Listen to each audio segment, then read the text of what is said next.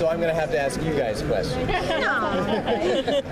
I'm just trying to figure out what direction you guys were going with the show. Because after you did that with the daughter turning into the son, right? I was like, okay, what do we got next? Yeah, that was a crazy idea. I think that was a holdover from the first outline I did of the show, and I don't know why I didn't cut it out. It was actually pretty good. I thought the ratings were good on that one. Yeah, I liked that whole episode, but even at the end in the animatic, I was like, why? What am I doing?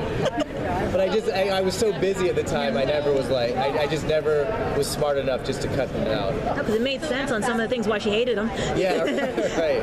And all that. But that was like an interesting plot twist, because that was like... Because it came out of nowhere and made no sense? Yes. Yeah. Yes, I agree completely. And everything. What about you guys? Well, I was just wondering, like, how did you come up with just the idea of the SuperMansion? Because, like, I was reading a little bit more about, like, the backstory, and I was like, how does one just even come up with such a thing? Okay. Well, I think it's mostly from growing up reading comic books and just loving them so much.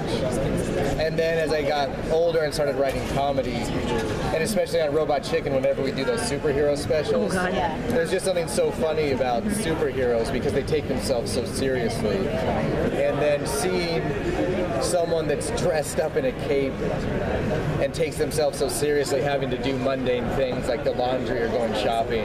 Oh, thank you. That was... It's just kind of, it was always funny to us, you know? So we were like, well, if we could do a whole show that was just that, wouldn't that be fun?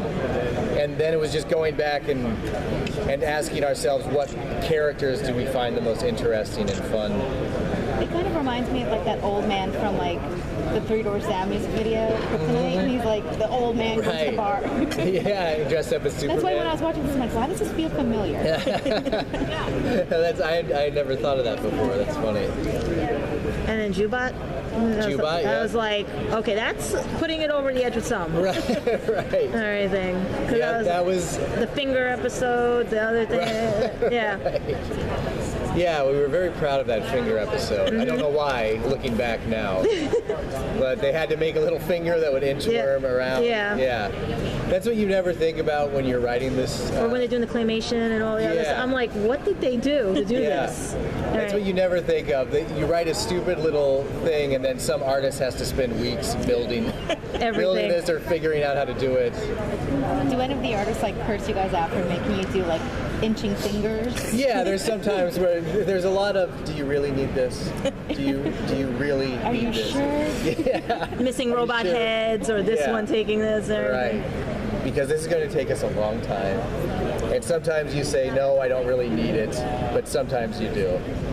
But I want it. But I want it really bad. I'm just mad at Cartoon Network. They keep, like, always interrupting it sometimes. Like, it'll start doing the run and then they keep putting something else and everything. Right. Now, this one, what is this basically? Because at Halloween, I know you guys are going to go nuts with this one. Yeah. It's like, what is the premise of it? Well, I was reading it, but I didn't... The problem is we couldn't come up with...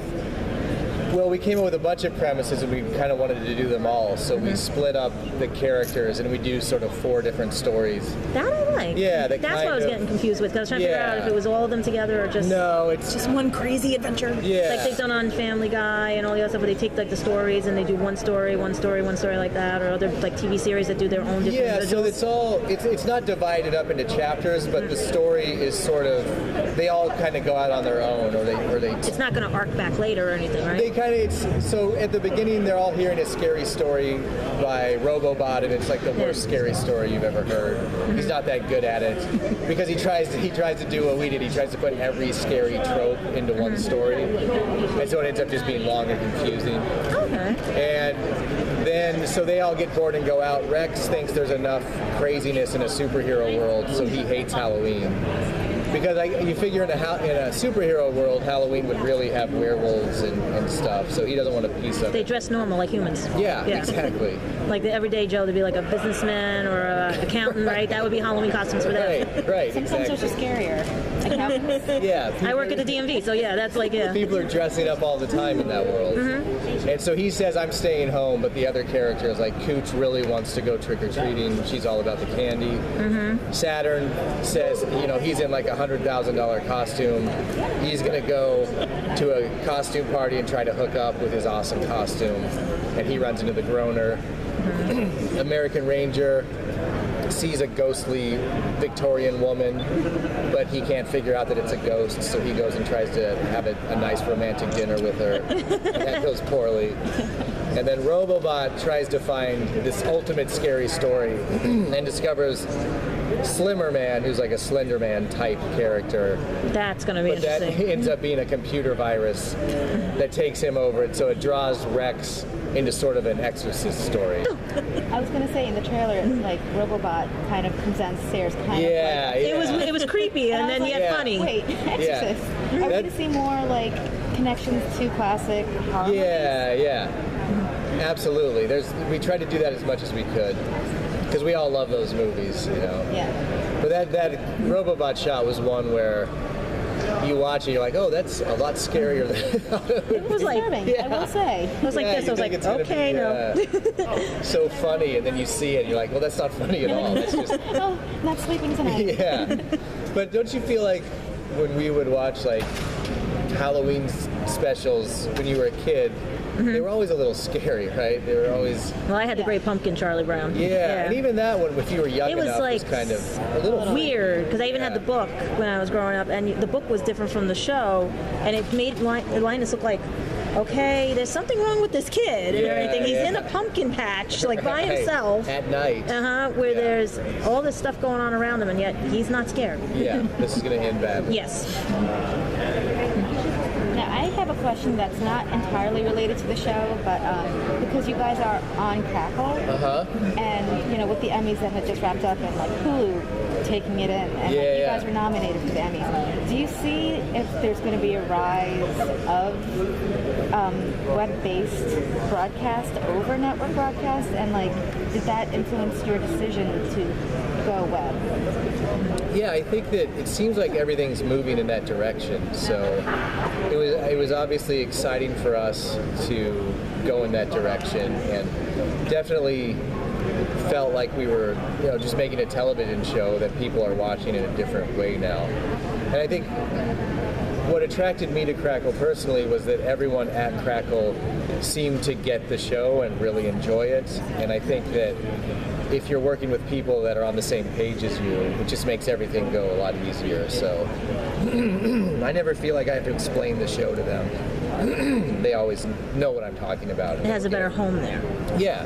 Because like I said, Cartoon Network would just like run a few and then they'd stop, run them again and everything. Right. And in this, at least we can watch them like entirety. And Yeah, stuff. you can all, and that's what's also great is if you watch one episode and you like it, you can take all of them down, and they'll always be there, and it's free, you know. So if someone asks you, yeah, you can just say, hey, it's on Crackle, it's free, you can watch them whenever you want to. You don't have to sign up for anything. And I think that's the way TV used to be. yeah, exactly. Yeah. Yeah, you just turn it on and you watch it. It's Yeah, because simple. the TVs are going out right now and everything. That's the sad thing about it. But at the same time, it's because everything goes up in price. Yeah. Netflix goes up and everything. This is a welcome change. Yeah, all the streaming services seem to be, as they get more popular, also getting more expensive. And if you want to have all the streaming services, I think your cable, you know, it's getting close to what your cable bill is anyways. So, and a lot of times that might be on top of your cable bill. So Yeah. I think it's cool to just have something that You just turn on or yeah, put on you your just turn app on or and watch. something. Yeah. Yeah. What did you find most exciting about SuperMansion? I think it's working with all the fun artists I get to work with, be it the writers who come in and all pitch ideas, and sort of we build the episodes off of their ideas, or the actors that come in and, you know, like watching Keegan-Michael Key read your dialogue. It's like one of the best things ever. And you're just laughing the whole time. He's making things funnier and riffing on things. And then when you see what our artists do with the scripts, once you send them, I mean, I make an animatic, and those are black and white drawings with all the voices, and you try to make those as funny as possible.